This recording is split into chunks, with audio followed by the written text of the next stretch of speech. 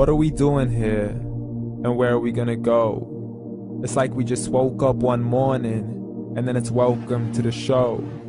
Don't ask any questions, just go with the flow. Make as much money as you can and try your best not to get broke.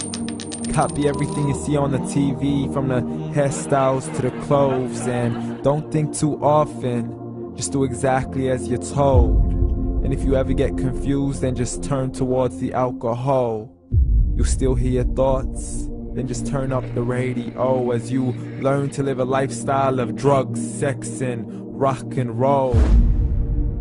But in all honesty, I just need to know, is there more to the cycle than growing and getting old? Living and dying just to leave behind a happy home and a whole lot of property that somebody else is going to own. I just really need to know before the casket's closed, 'cause I'm not willing to gamble with my soul, nor am I ready to take any chances. These are just simple life questions and I'm just searching for some answers. Like, what are we doing here? And what is our purpose? How did we get here, and who made us so perfect? And what happens once we go, or is this world all really worth it? Questions we don't answer because apparently we don't really have to. There's no purpose to this life and our existence is merely natural. Then in that case, please let me ask you, did you create yourself, or was it somebody else who had fashioned you? 'Cause you're a being that's impeccable, faultless and unparalleled. You're a product of supreme intelligence and I'm merely being rational. For there isn't a camera on this earth that can come close to the human eye, nor a computer that can compete alongside the human mind. And if the whole world was to come together, we wouldn't be able to create a single fly. So many signs, yet we still deny. As science tries to justify that all this could come from none, when it's a simple sum. 0 plus 0 plus 0 cannot possibly ever give you 1. So from where did all this order come?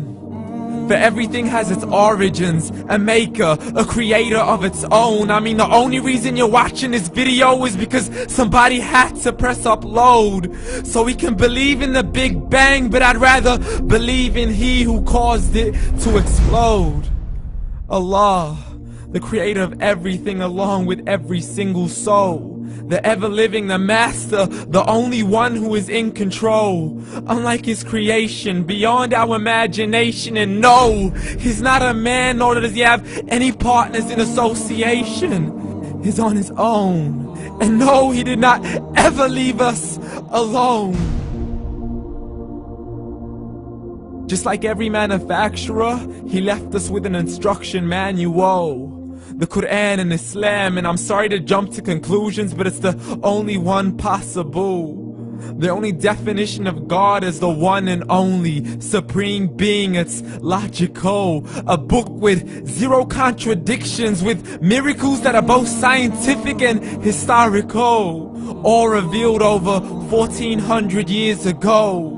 Like the detailed description of the human embryo. The descriptions of the human embryo in the Quran cannot be based on scientific knowledge in the 7th century. To the mountains as pegs holding firm the earth below, and the 2 seas that don't mix in a complete separate flow. To the planets in orbit, alternating night and day as they stay in flow. The expansion of the universe and the creation of everything from H2O.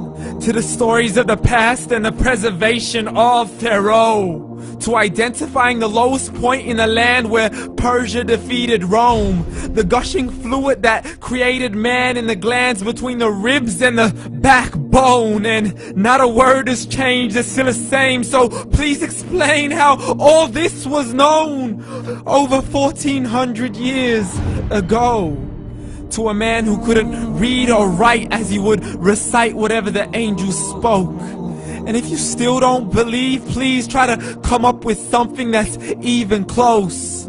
But you can't, so we took God as a mockery and his messengers as a joke. Muhammad could not read or write. How's somebody who can't read or write gonna start a religion? Dismissed his scriptures as legends and tales of the ancient folk as we live life according to our whims, desires, and hopes.